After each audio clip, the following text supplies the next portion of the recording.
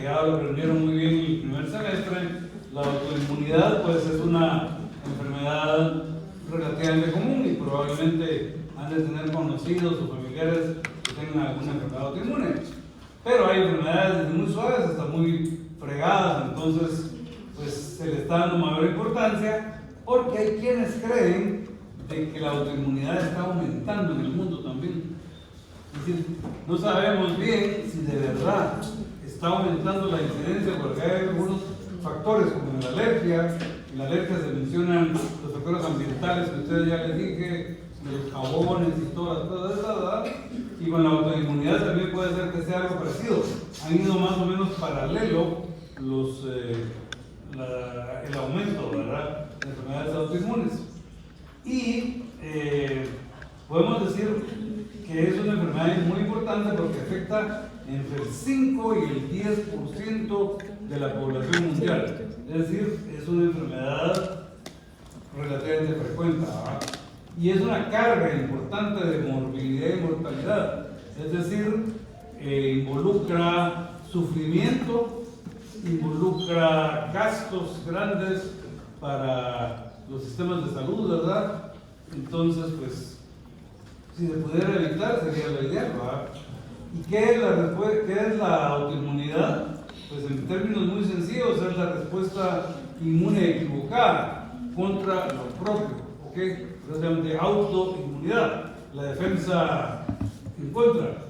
Pero si queremos ser un poquito más explícitos, diríamos que los trastornos inmunes son esas condiciones que se caracterizan por una reactividad aberrante, una reactividad anormal de las células B y T contra componentes propios del cuerpo que van a provocar destrucción o daño de los tejidos y disfunción orgánica, ¿ok?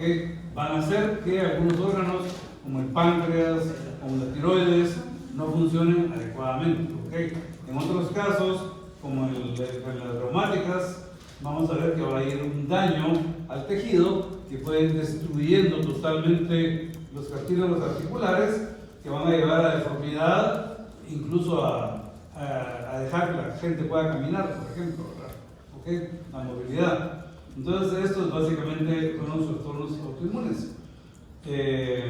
Y, ¿cómo se llama? Podemos clasificarlas en dos grandes grupos. Las enfermedades autoinmunes órgano específica y las no órgano específica, que también se denominan sistémicas, ¿ok? Para ver ejemplos de la órgano específica es relativamente sencillo, ¿verdad? Por ejemplo, sabemos de que la gastritis autoinmune, ¿verdad? La anemia perniciosa por gastritis autoinmune es una enfermedad pues, que solamente ataca las células del estómago, ¿verdad? Y entonces los síntomas van a estar relacionados con el estómago. La de la tiroides también, la de las suprarrenales, esas también, pero los síntomas son relacionados con la función de las suprarrenales. Pero tenemos las órganos no específicas, como por ejemplo la artritis reumatoide o el lupus eritematoso, donde los complejos inmunes se van a depositar en diferentes lugares y van a afectar riñones, articulaciones, pulmones, etcétera, etcétera, etcétera, ¿verdad? Entonces esa es la gran diferencia para poder diferenciar las enfermedades autoinmunes, órganos específicas y no órganos específicas. Hay otra que no está aquí en la diapositiva, que son primarias y secundarias. Que las primarias pues aparecen de la nada y la secundaria tienen muchas veces algún componente familiar, ¿verdad? Las primarias se miran en familias, mientras que las enfermedades tiroideas autoinmunes son muy comunes, pero muy comunes en grupos familiares. ¿Sí? ¿Algunos de ustedes tienen tiroides aquí sus familiares? ¿No? ¿Sí? ¿Y más de uno o solo uno? Solo uno. Pero hay que estar atento con los demás porque le pueden aparecer también como... Bueno. Ok. Y las secundarias son, por ejemplo, por malignidades, pueden aparecer algunos autoinmunes también, ¿verdad? Ok. ¿Y qué es básicamente se producen básicamente por una desregulación de la tolerancia. ¿Okay? Es decir, aprendimos en el capítulo no, en el semestre anterior que nosotros constantemente estamos produciendo receptores de reconocimiento por millones contra todo tipo de proteína que puede existir, y que entre esos se encuentran lógicamente proteínas propias, ¿verdad? Pero que hay un proceso que es el que miran arriba, que es básicamente luego la salida de la médula ósea de los linfocitos T, por ejemplo, ¿verdad? Llegan al timo como linfocitos doble negativo, y ahí a través de la estimulación de células epiteliales tímicas pues se convierten en doble positivo, ¿ok? Y estos doble positivos van a someterse al primer mecanismo de selección. Aquí tienen que seleccionarse nada más las que no nos van a hacer daño teóricamente, ¿ok? Entonces en el primer mecanismo de selección va a haber lo que se llama la elección por negligencia, y es básicamente cuando se les presentan algunos antígenos tisulares en MHCs, pero simple y sencillamente no los pueden reconocer, es decir, no tienen la capacidad de los linfocitos doble positivo de reconocer MHC con un péptido, entonces no sirven de nada. Entonces esos son eliminados por apoptosis, que es lo que miran ahí arribita, hasta arriba, donde dice córtex, abajo se está destruyendo el linfocito que no identificó al MHC. Por otro lado, hay dos procesos de lo que se llama selección negativa. Hay uno que ocurre en las doble positivos, y esas no lo mencionamos mucho en la clase, pero sí hay una inicial que va a reconocer entre los doble positivos, los que reconocen fuertemente antígenos propios, son liberados, son destruidos, ¿verdad? Pero las que no, entonces ya pasan al siguiente estadio, que es el simple positivo. Y en el simple positivo, que ya es en la médula, ahí sí van a tener una selección por presentación de antígenos, de autoantígenos, ¿verdad? Y todas las que tengan una fuerte afinidad a ella van a ser eliminadas. Es decir, cuando llegan al paso en medio, ya están eliminados el 95% de los linfocitos. ¿Se acuerdan que eso ya lo vimos? Entonces, ¿qué va a pasar con estas que sí lograron tener selección positiva? Pues se van a producir algunas células CD8 positivas normales, van a producirse células CD4 normales, regulatorias normales, pero van a haber algunas que van a escapar a estos mecanismos. Y Calío nos va a decir cuáles son los mecanismos, cuáles son. Entonces vamos a tener algunas que van a escapar a esos controles, a estas cosas, y eso es lo que vamos a ver ahorita en la siguiente diapositiva. Las que escaparon son estas, ¿verdad? Esas que están, que vienen aquí, ¿verdad?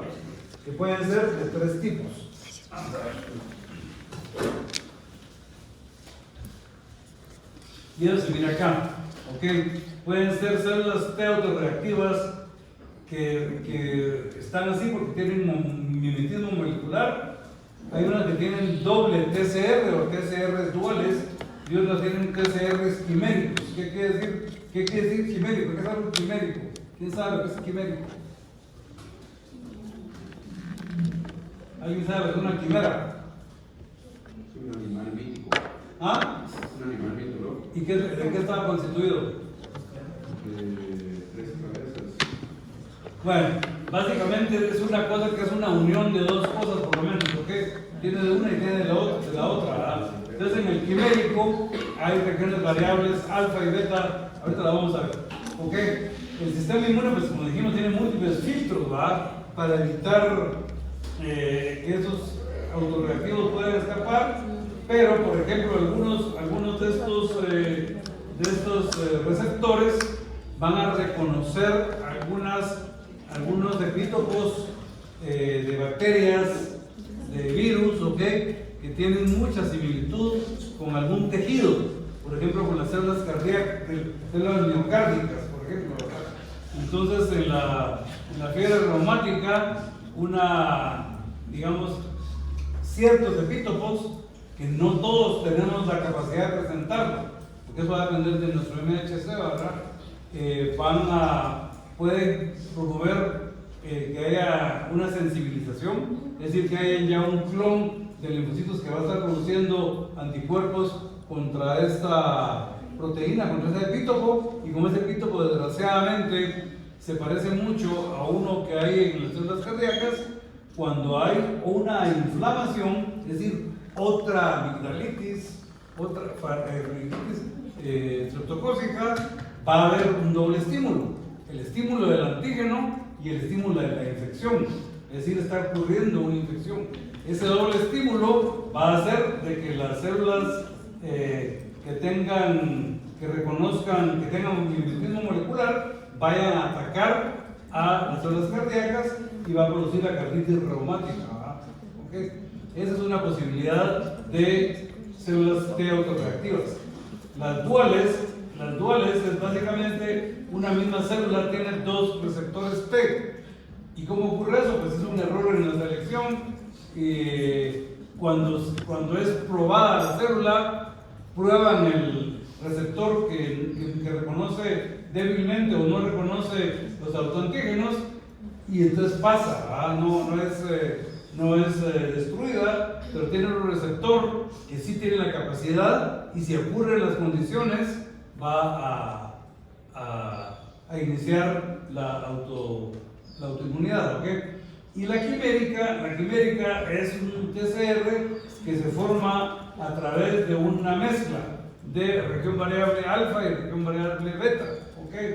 Que no fue seleccionado, es decir, porque el original no solo tenía o alfa o beta, entonces no fue seleccionado, pero después ocurrió algo para que se unieran un alfa y un beta, y entonces sí reconoce lo propio y causa autorreacción, ¿ok? El TCR original era normal.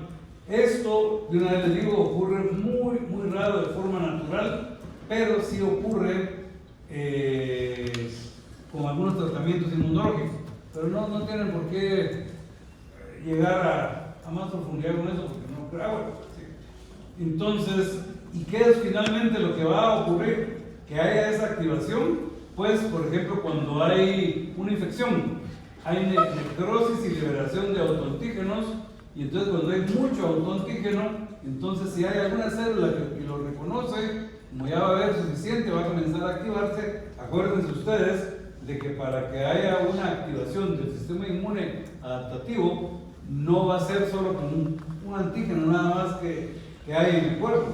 Tiene que haber una cantidad significativa de antígenos para que comience la respuesta inmune adaptativa, ¿ok? Entonces, cuando hay por ejemplo, alguna trauma o bien una infección, puede comenzar a haber una necrosis, puede haber liberación de autoantígenos. También, lo mismo el mimetismo, ya les había dicho, ¿verdad? O cuando hay un ambiente inflamatorio continuo, es decir, que hay alguna otra causa de que haya estado ocurriendo activación, y eso lo pueden ver aquí en esta parte que estoy mencionando acá. Vamos a comenzar a explicar aquí. Miran al humano que está al lado derecho, este está siendo atacado por virus o bacterias. Hay la necrocitosis, que es la necrosis de células, eso va a producir, autoantígenos, y también van a haber antígenos del germen que está produciendo ese daño, ¿verdad? Entonces, esa dualidad de antígenos va a estimular al sistema inmune, ¿ok? Y si de mala pata hay algún linfocito que reconoce el autoantígeno, ahí va a estar estimulado, ¿verdad? Ok, entonces lo miran un poquito más abajo. Ahí está cómo la célula presentadora de antígenos le va a presentar a los CD4, a los CD8.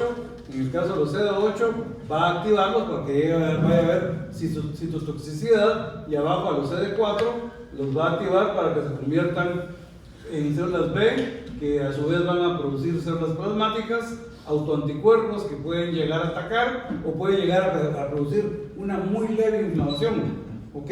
Porque es lo que se cree que pasa en la artritis reumatoidea. Al principio solamente hay un poquito de inflamación, pero esa inflamación con el tiempo va haciendo que vaya más y más y más, hasta que llega a haber tal grado de inflamación que ya es suficiente el coestímulo para que comience el ataque contra los antígenos, ¿verdad?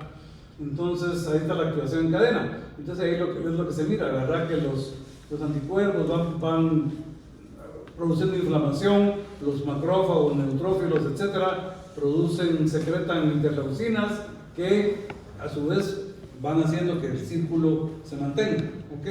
Y acuérdense que siempre tiene que haber inflamación adicional para que se inicie la autoinmunidad. Bueno, los autoanticuerpos se producen entonces como resultado de la activación de los linfocitos B autorreactivos, ¿verdad?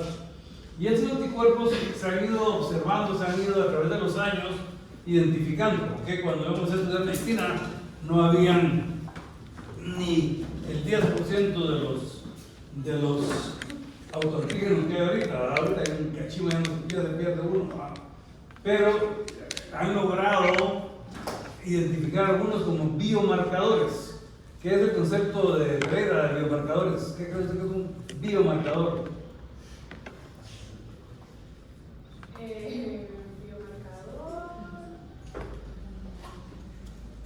Me imagino que utilizarán alguna sustancia como le ponen el antígeno o algo así para identificarlo. Eso es la técnica para lograr identificarlo. Pero ¿qué es un biomarcador en el contexto de lo que estamos hablando ahorita? Porque se producen dos cosas nada más en la autoinmunidad: o activación de linfocitos T citotóxicos o activación de linfocitos B que producen autoanticuerpos, ¿verdad? Entonces, ¿qué creen que son los biomarcadores? ¿Ustedes? Son los anticuerpos. Por ejemplo, la antiestreptolicina O, por ejemplo, ¿verdad? Ese existía en el tiempo, ¿verdad? Ya se sabía que si tenían antiestreptolicina O, que es un anticuerpo, ¿verdad? contra una proteína del estreptococo, pues entonces estaba muy elevado, era muy probable que tuviera el paciente artritis reumática, ¿verdad? La antiestreptolicina O asociada a síntomas, ¿ok? Entonces, biomarcador, oigan bien, porque eso es súper importante. Los biomarcadores son, en este caso, en enfermedades autoinmunes, autoanticuerpos que se asocian de una forma muy, pero muy comprobable, fácilmente comprobable con una enfermedad, ¿ok? Entonces, por ejemplo, los anticuerpos anti-DNA de doble cadena, es el double strand DNA, ¿verdad? Se miran en grupos, son anticuerpos antinucleares, ¿ok? Pero si leyeron el texto, van a saber que los anticuerpos antinucleares se comienzan a producir desde antes incluso de que haya enfermedad, ¿sí? Al igual que los anticuerpos antiproteínas inclinadas en la artritis reumatoidea.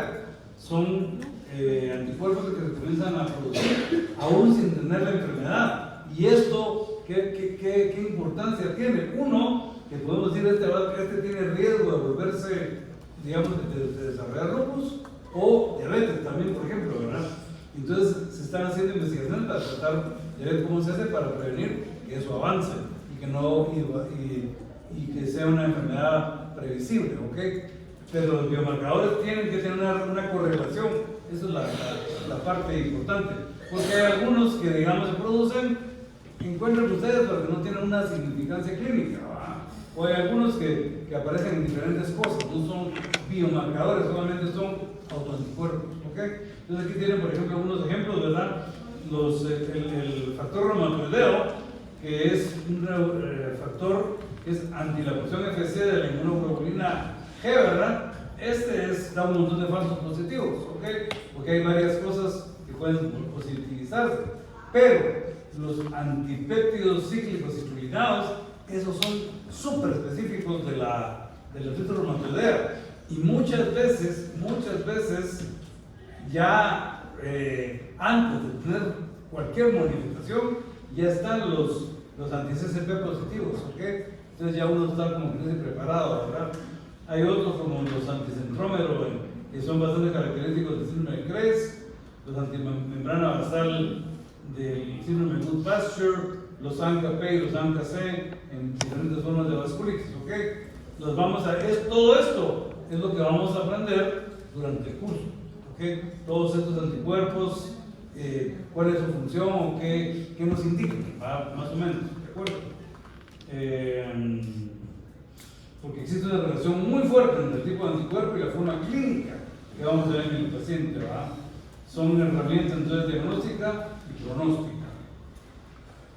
Bueno, ¿y cuáles son las fases de la autoinmunidad?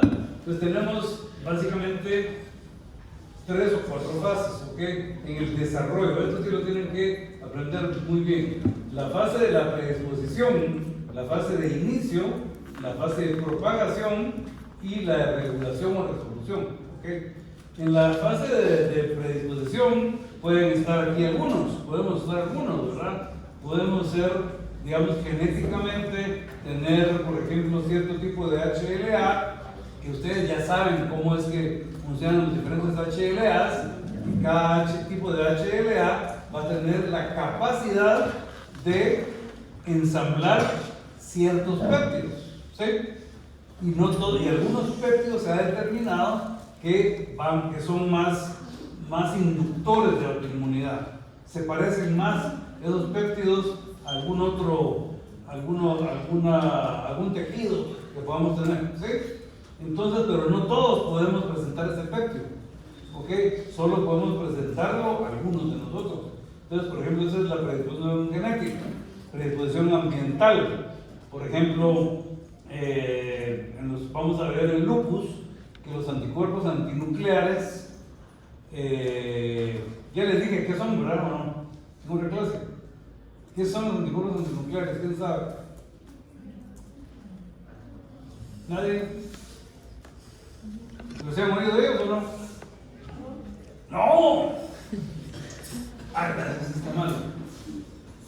Son los que la gente conoce del lupus, anticuerpos antinucleares, pero son básicamente pedacitos del núcleo, de todas las células del cuerpo, ¿ok? Que no fueron adecuadamente procesados, y como no fueron adecuadamente procesados, entonces estuvieron disponibles para ser reconocidos, ¿ok?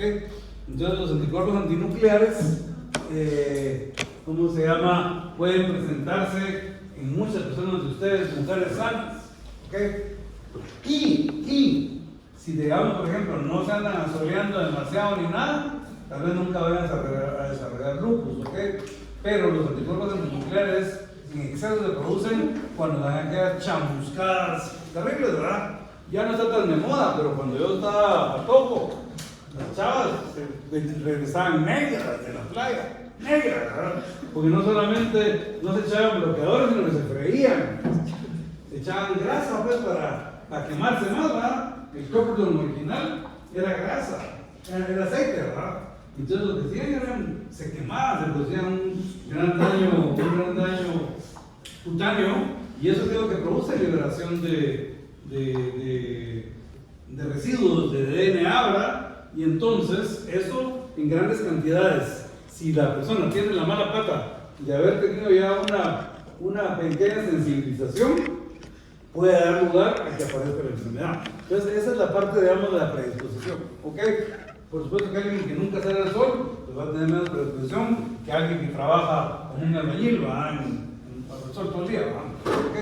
Bueno, luego tenemos la fase de inicio. La fase de inicio es cuando comienzan a aparecer anticuerpos antes de tener síntomas, ¿verdad? Aquí lo pueden ver en tiempo, este es tiempo. Aquí está la fase subclínica y es cuando se da la fase de inicio, la fase clínica y después la fase de remisión. Algunas de estas enfermedades tienen remisiones espontáneas, ¿ok? Cuando ya llegan los 3 reguladores ahí a echar punta, ¿verdad? Entonces la autoinmunidad no aparece de golpe, sino que se constituye en etapas. Primero existe la predisposición genética y ambiental, luego de forma silenciosa comienza a aparecer autoanticuerpos, y después de que el sistema inmune ya no puede controlar la producción, que van autoproduciéndose más y más y más anticuerpos, aparece la fase de propagación. Ya acá hay daño tisular y hay manifestaciones clínicas, y lógicamente ustedes ya pueden entender fácilmente que al haber daño tisular va a haber más disponibilidad de autoanticuerpos en la circulación, ¿verdad? Entonces van a haber más complejos inmunes y todo lo demás, ¿verdad? Y finalmente, si tenemos suerte, pues va a haber, por diferentes motivos, inicio de mecanismos compensadores, y esta es la final, donde muchas veces ya hay un aumento de los linfocitos T reguladores y se logra producirse interleucina 10, factor transformador beta, que van a llegar a menguar o a antagonizar la producción de citocinas inflamatorias, ¿okay? Y es la fase de reproducción, ¿okay? Entender estas fases pues, nos ayuda a detectar antes la enfermedad y a saber en qué momento intervenir.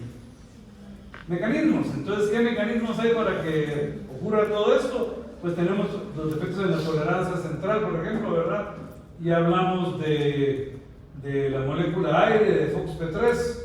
¿Qué era aire? ¿Se recuerdan que lo hablamos hace un poco del aire? No, vamos a poner Pereira. Es la enzima que le llevaba partecitas como que en todas partes del cuerpo para enseñarse. Ok, el aire es una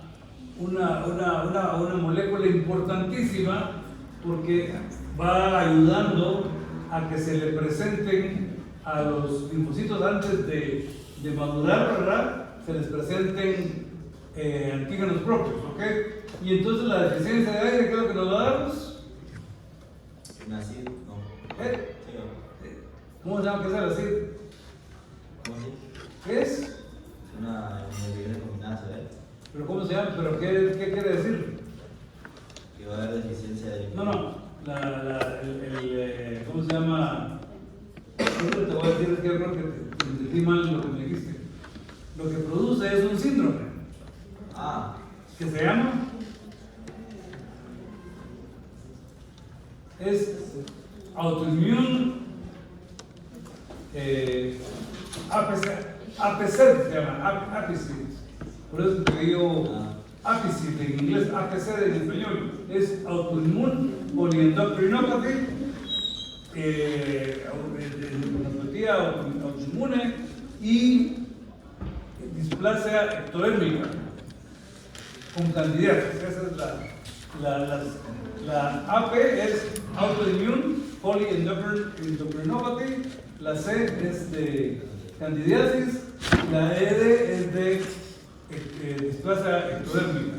Entonces van a tener sin uñas, van a tener todo tipo de enfermedad autoinmune, tiroides, suprarrenales, diabetes, de todo. Estos pacientes tienen de todo, así pueden llegar a adultos, pero esto es un defecto en la tolerancia y es de los pocos de los cuales se reconoce de una forma genética cuál es el problema que llevó a la autoinmunidad.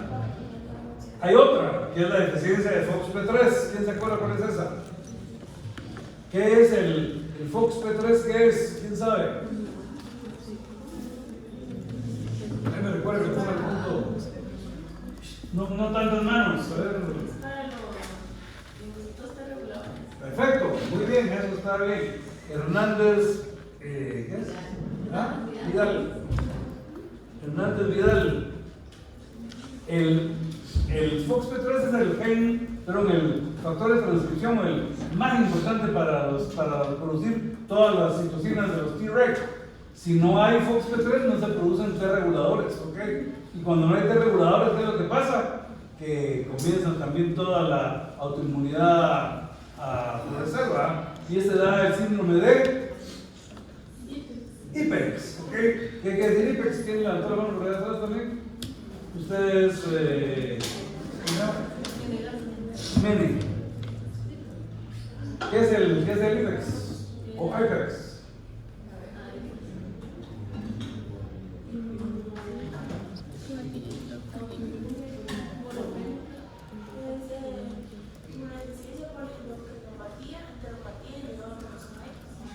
inmunodeficiencia, poliendocrinopatía ligada al cromosoma X, ¿ok?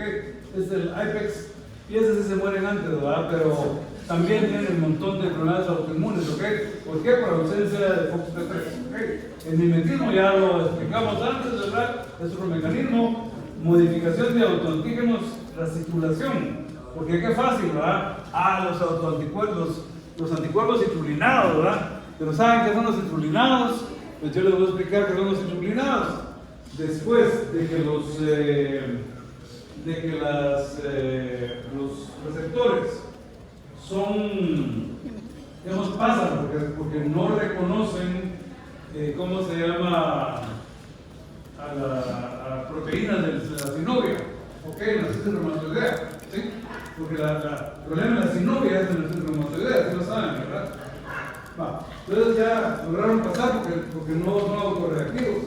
Pero ¿qué es lo que pasa? Que por algunas causas inflamatorias, las proteínas de la sinovia se modifican químicamente. Y eso pasa, es post-transcripcional. Eso ya es después. Y entonces una de las cosas que pasa es de que se cambia una arginina por una citrulina. Y eso se llama citrulinización. Y eso ocurre, es una condición que no es normal. Eso pasa cuando hay inflamación nada más, ¿ok? Entonces ya al haber anticuerpos citrulinados, eso va a activar algún linfocito T o B, ¿verdad? Que pasó porque él no reconoció la proteína no modificada, digamos así, ¿verdad? Pero ya al citrulinarse es un neoantígeno, es un antígeno diferente al original que conocimos todos, ¿verdad? Entonces, ¿qué pasa? Que comienza a haber más inflamación hasta que estalla todo y ya comienza la enfermedad a manifestarse en la fase de propagación, ¿sí? Entonces es otro mecanismo de autoinmunidad. Otra en falla de eliminación de células apoptóticas, y eso es básicamente lo que es en el lupus, ¿ok? En el lupus no solamente es irse a tostar todo el tiempo bajo el sol, sino que simple y sencillamente hay gente que se está exponiendo, oigan bien, solo a la televisión, a los monitores, ¿ok? Es suficiente para que haya daño, ¿ok? Pero el problema está en que no tienen un buen mecanismo de eliminación de las células muertas, y entonces ya tienen antígenos disponibles para volverse lúpicas las pobres mujeres, ¿verdad? Y otras, digamos, está habiendo ahorita, que es por amplificación por receptores tipo TOL o por interferón tipo 1, que es el producción de interferón tipo 1 en las reacciones innatas, ¿ok? Entonces se cree que algunas personas tienen un defecto en la inmunidad innata que promueve que haya mayor reconocimiento de autoantígenos, ¿ok? Ya vamos a terminar.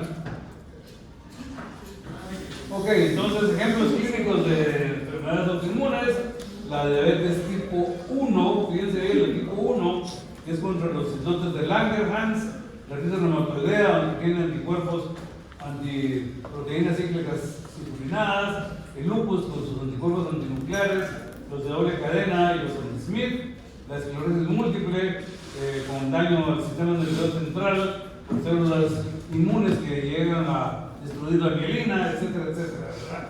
Y aquí pueden ver ustedes algunos ejemplos, ¿verdad? Todos estos los vamos a estudiar, el vitiligo, la tiroiditis, la granulomatosis de Wegener, la esclerosis múltiple, digamos, el Guillain-Barré, la enfermedad celíaca, colitis ulcerativa, la enfermedad de Crohn, las traumáticas, ¿verdad? Las espondilitis anquilosante, las reactivas y las hematológicas que nos van a hablar ya las compañeras en la próxima clase. Bueno, conclusiones. En base a lo que acaban ustedes y van a aprender ahorita, ven que el reto futuro es comprenderla con mayor profundidad. No comprendemos todavía por completo cómo es el mecanismo de la autoinmunidad, pero eso va a permitir probablemente hacer diagnósticos más tempranos y tratamientos más específicos. Barrera, ¿algún ejemplo de algo que hemos hecho para evitar daño? Artritis reumatoidea. De cosas que hemos inventado los humanos en base ya a nuestros conocimientos y que han logrado ya mejorar calidad de vida. A ver, Teresa. ¿Vacunas? No, pues estoy hablando de enfermedades autoinmunes. Es la artritis, puede ser bloqueador solar. ¿Artritis qué? Puede ser bloqueador solar. O No. con el lupus, para lupus, puede ser bloqueador solar. Bueno, pero eso es mínimo lo que va a ayudar. Digamos, la artritis reumatoidea, ya conocemos la fisiopatología, ¿verdad? Entonces, se les comienzan a dar a las personas lo que se llaman medicamentos. Antes solo se le daba antiinflamatorios. Cuando hemos estudiado medicina, es el tratamiento de la artritis reumatoide. Darles aspirina, ibuprofeno, that's it, fisioterapia. Eso era todo, ¿verdad? Hasta que descubrieron el metrotexate, la ciclosporina, todas estas cosas, ¿verdad? Y entonces ya esos se llaman medicamentos modificadores de la enfermedad, porque ya logran evitar la inflamación y con la evitación de la inflamación evitan que se vaya destruyendo, que la gente quede paralítica en una silla. Y últimamente, por ejemplo, los biológicos pueden evitar, digamos, de un paciente que ya tenía una cadera, no tiene ni 40 años el paciente, y ya tenía una cadera destruida por la artritis reumatoidea. Entonces ya le comenzaron tratamiento con un biológico, ¿ok? No me acuerdo ahorita cuál. Y ya le salvaron la otra canilla, la otra cadera, ¿ok? Entonces evita que la enfermedad llegue a los términos destructivos. Ok, las fases de la enfermedad son una ventana de oportunidad, reconocen cómo se desarrolla la inmunidad en fases, los mecanismos de regulación natural, pues probablemente podamos después estimular esos mecanismos de resolución. El tejido no es pasivo, los órganos afectados, como los riñones, la tiroides, etcétera, participan en la inflamación a liberar autoanticuerpos, autoantígenos, ¿verdad? El papel que ellos desempeñan le van a permitir a uno diseñar estrategias dirigidas, ¿verdad? Y biomarcadores más precisos o más tempranos para lograr eso.